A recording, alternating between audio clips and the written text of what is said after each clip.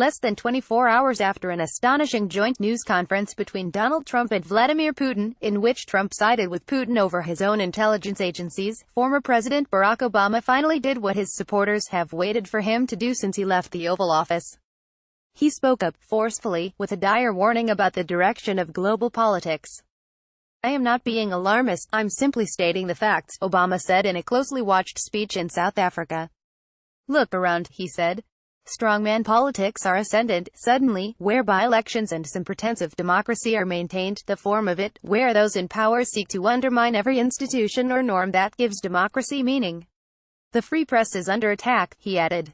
"Censorship and state control of media is on the rise. Social media, once seen as a mechanism to promote knowledge and understanding and solidarity, has proved to be just as effective promoting hatred and paranoia and propaganda and conspiracy theories." The occasion for Obama's remarks was the 16th annual Nelson Mandela Lecture, and though he did not mention his successor by name, President Trump loomed large the speech. Trump, in contrast to Obama, has rebuked America's Western allies while offering kind words to the world's strongmen, from Turkish President Recep Tayyip Erdogan to Filipino President Rodrigo Duterte, Chinese President Xi Jinping, and North Korean leader Kim Jong-un, who is perhaps a category unto himself. But Trump's warmest words have been reserved for Vladimir Putin, the Russian leader. The fact that Obama's lecture came a day after Trump's news conference with Putin in Helsinki, Finland, suggests that Trump's latest support of Putin may have been a tipping point.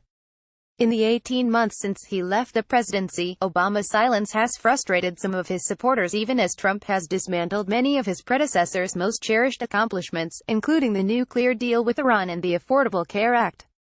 But Obama, in keeping with his own predecessors' actions, has remained silent, allowing Trump to perform his duties as president unfettered by the criticism of 44th president. Trump has been harshly criticized for his remarks at that event in which he said he believed Putin's assurances that Russia did not interfere in the 2016 presidential election over the assessment by his own intelligence agencies that Moscow did just that.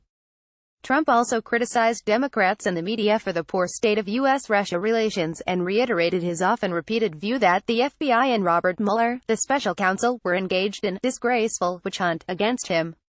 Many of the themes that past U.S. presidents have raised publicly with Putin, including human rights in Russia, its annexation of Ukraine's Crimea region, its alleged interference in elections in the U.S.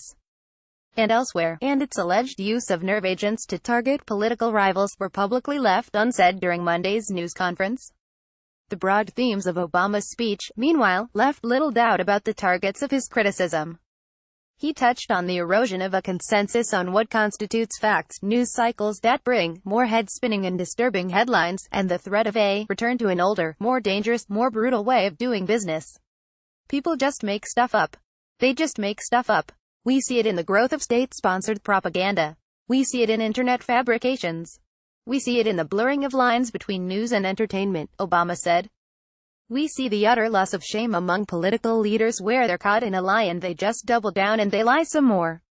It used to be that if you caught them lying, they'd be like, "Oh, man, now they just keep on lying."